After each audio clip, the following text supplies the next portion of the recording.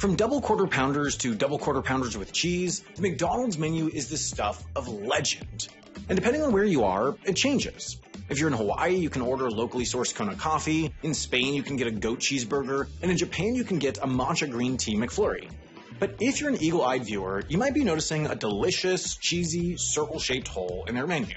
Why doesn't McDonald's serve pizza?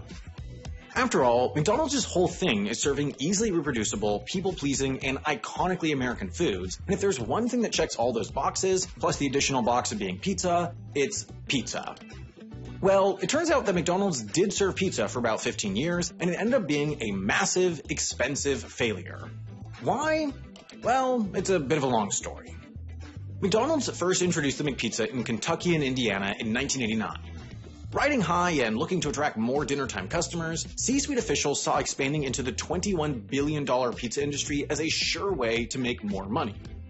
McPizza was a long shot from the beginning, but it proved popular with its first two restaurants, so the company brought more pizza to more places. The company also piloted several pasta dishes that would join the McPizza to create a new exclusive dinner menu that didn't include burgers, and soon you could buy pizzas in over 2,000 franchises across the US. But trouble was a-brewing, and this time it had nothing to do with the repeated assassination attempts on Mayor McCheese. The whole pizza thing was the result of a 15-year development plan which didn't consider what McDonald's restaurants were designed for. See, most McDonald's kitchens look like this: a rectangle of fryers, assembly stations, warmers, grills, soda fountains, freezers, fridges, an oven, toasters, and touchscreen computers to take orders on. For good old Mickey D's, this kitchen had been honed over 50 years to get hot food in your grubby little hands in a matter of minutes from ordering, beginning with the very first McDonald's own Speedy system that guaranteed your order was ready as soon as you paid. And today's system evolved from that first system. Your order appears on a screen behind the counter and gets printed on a sticker after you pay. In a matter of minutes, an employee grabs a wrapper, a patty from a warming oven, a toasted bun from a conveyor belt toaster, and condiments and puts your burger together. If you happen to order fries, they'll be salted and packaged in less than a minute, and the result of this intricate process will be delivered to you in 5 to 10 minutes. Faster than you can say, wait, what is grimace even supposed to be? As long as you say that really, really slowly.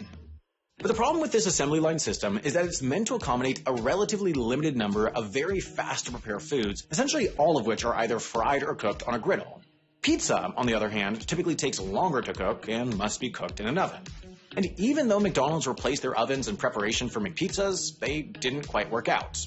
The company had created a powerful convection oven meant to take pizzas from frozen to fresh in under 6 minutes, but the pizzas didn't cook that fast. After they'd expanded McPizzas to hundreds of franchises, McPizzas were taking 11 to 16 minutes to cook. And when people ordered multiple pizzas, it could take 20 or 30 minutes, which flew in the face of McDonald's entire business model. So all this chaos begs the question of how grab-and-go pizza places, like Little Caesars, operate.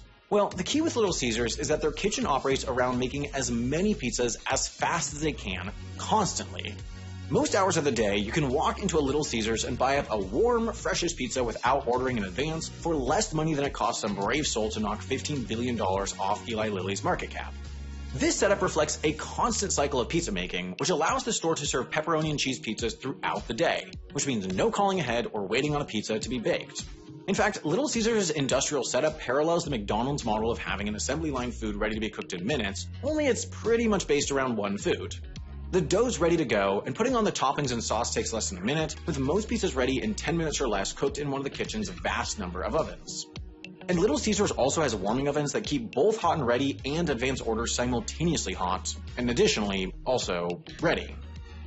So when Mickey D's couldn't deliver pizzas faster than Pizza Hut or Domino's, which just so happened to be the crux of McPizza's marketing plan, there was no reason for customers to get their pizzas from a beef-peddling clown, and so began the beginning of the end. As it turns out, the pizza boxes were too big to fit through restaurants' drive-thru windows, so every franchise with pizza and a drive-thru had to get their windows expanded to be pizza-friendly. That's not a joke. They had to spend millions to make all the food delivery holes in their walls bigger for their new food to fit through. And even though the quality of pizza was surprisingly high for a company known for mass-producing beef and buns, the wait times just didn't ease up, even with the window expansions and the convection ovens.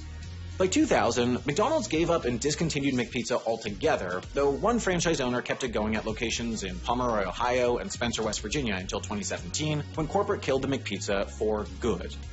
But as of today, you can still order McPizza at the 18,000 square foot or 1,700 square meter McDonald's in Orlando, Florida, which obviously has the space and resources to make them for the Disney World tourists willing to pay out of the nose for anything with a logo on it.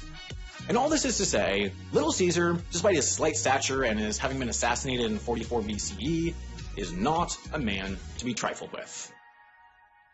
The things we take for granted in our everyday lives are all underpinned by inherently complex scientific principles that would normally take years to learn.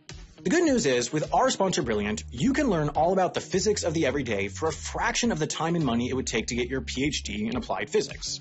I love Brilliant because I can learn about physics or computer science or even calculus in bite-sized, intuitive lessons that are way more fun than sitting in a fluorescent lit classroom.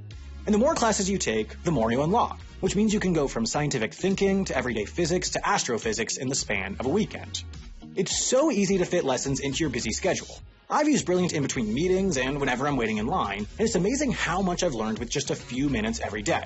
It's so much easier to learn about derivatives and integrals at my own pace with Brilliant's visual lessons and interactive problems that build on my progress. Plus, you can get started for free today by visiting brilliant.org/HAI or clicking the link in the description, and the first 200 of you will get 20% off their premium subscription.